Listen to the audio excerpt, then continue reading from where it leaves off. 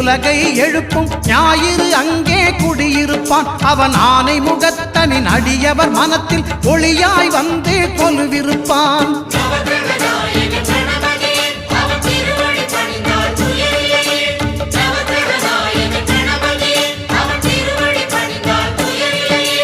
ஒன்பது கோளும் ஒன்றாய் காண அங்கு கற்பகம் என்னும் கடவுளின் மெய்யில்